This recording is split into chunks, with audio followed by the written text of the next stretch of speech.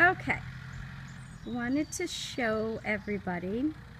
This is the dog kennel that we put up, back in 2009.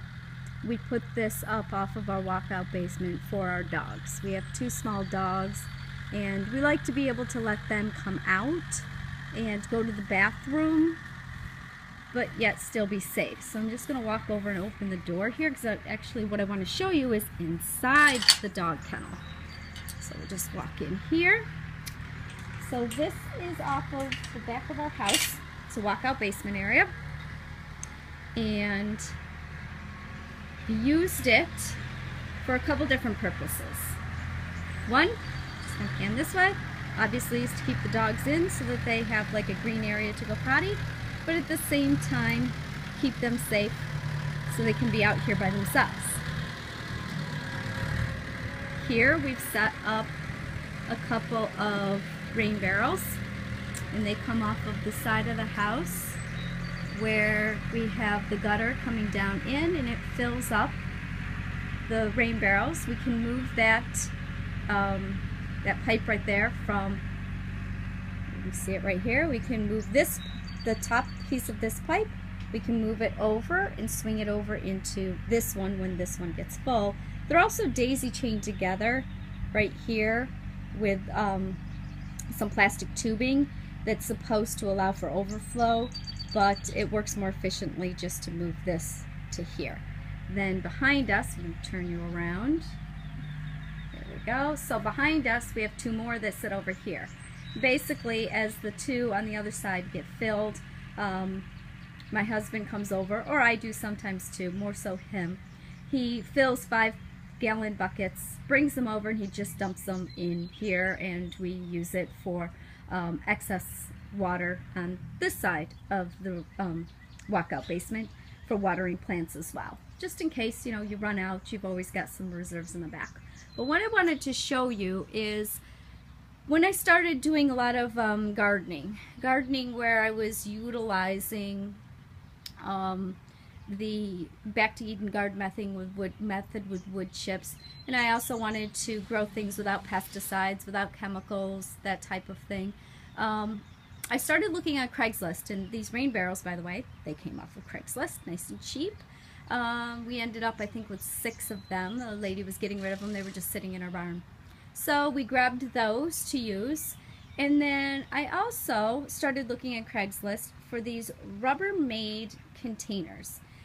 These mainly are used for watering horses, cattle, and over time, you know, they beat them up so, and then they start getting holes, that type of thing, or the tops of them get broke, and the people replace them with new ones, and they throw the old ones on Craigslist and get rid of them for 20 bucks. Usually you can find one. So this one here, this is 100-gallon, and so I filled it with compost. I did all the work on these ones. Filled them with compost, and this is where I have some kale and Swiss chard growing. I have a smaller unit here, which I'll show you. Here's a smaller unit that I found on Craigslist. I think this is maybe a 50-gallon, but it's a lowboy, something like that is called. And in here I do have some excess kale and some excess Swiss chard. Most of the time I grow mainly my celery in here. So let me get down close so you can see there's the celery. And that's what I normally grow in this entire bed, is the celery. This year, however, in the back of here, I'm going to just show you right where this celery is right here, right there. I had a mama bunny decide that she was going to dig a hole in there, fill it with some old grass and her hair, and she raised 5 babies this spring. So I held off on planting most of it until the babies were gone. Then when she was gone, the babies were gone, I filled it back in and planted some celery in its place. But turned out to be a perfect home for the babies. She's a smart mama. She had them protected by the dog's kennel. She squeezed through the door frame, and that's how she got in and out. So it was kind of neat to watch her raise her babies there. So I use a lot of containers back here, basically from the big gardens out back, but here in here There's a porch over part of it, so it kind of protects things from the wind. But like my rosemary is in just a little pot right there. And then I have a 300-gallon Rubbermaid here. Now this houses most of the greens that we use. There's just 2 of us, so we really don't need a lot of greens, but I have a bunch of different, I've got Butter Crunch in there, Long Island Cause, I think is what it's called, which is another soft leaf that is used in a lot of your salads and whatnot.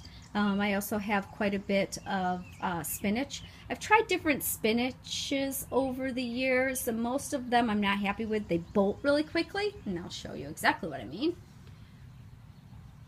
Look at that. Barely had a chance to harvest anything off of there, and the darn stuff is bolting. Once it starts bolting, lettuce starts to get a little bit tart, a little bitter.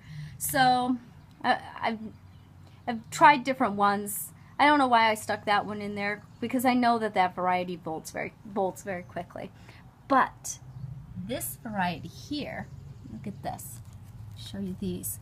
Very like stiff, very thick leaves on these, very green. This one I think is called New Zealand. It doesn't grow up, it grows out. So it will literally cover this entire part of the bed, almost in like a vine.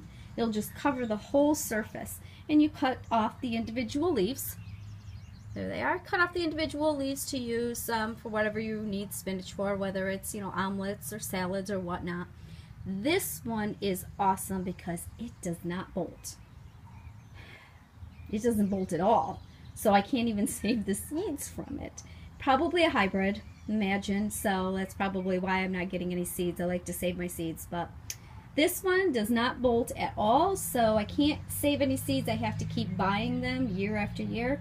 But as far as productivity and long lasting, I've had it over winter. So as long as I protect this in the winter time, I'll put plastic over it, and I'll show you right here. See all those? Those are sitting there. I've got to take them off of there, but they were holding the plastic over this container earlier in the spring.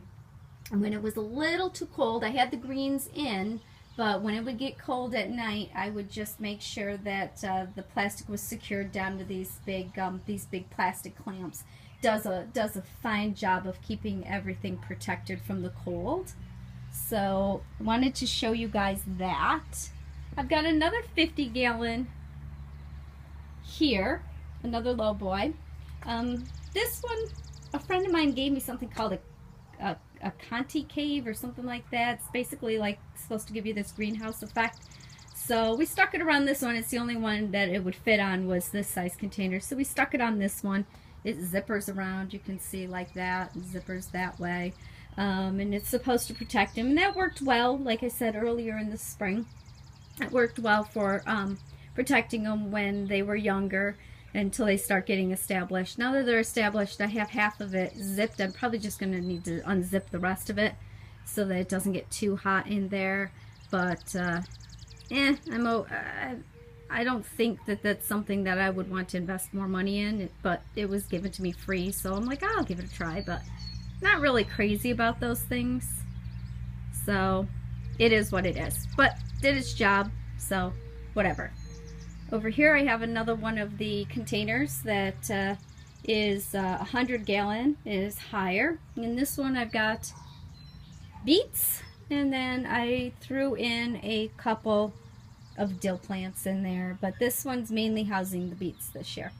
So just kind of wanted to give you an idea of other methods of growing that could be used along with traditional gardening. So I kind of mix them all up. I use containers, like over here. Got some basil started, and there's my sage that overwintered very nicely this year, so that's why it's so big now. But that was last year's sage, works very nicely. So this is another method that I use. I don't just use one method. I adopt a bunch of different ones and see if it works. Right here, these two guys, they are basically for honeybees. Used them a couple of years ago. Didn't work out so well. We got small hive beetle, and it ended up killing the two nukes of bees that I had, one in each one of them. So I had some Russian bees, and they did very well for a season, but I'm a little gun shy on trying that again. So we'll see. Sometime in the future I might try it again, but they weren't sitting here. They were sitting someplace else, and after we lost them, I brought them up here and cleaned them out. So they're still sitting here, and it's been over a year. So that's what those are. So over and out, guys, and I'll catch up with you on the next video.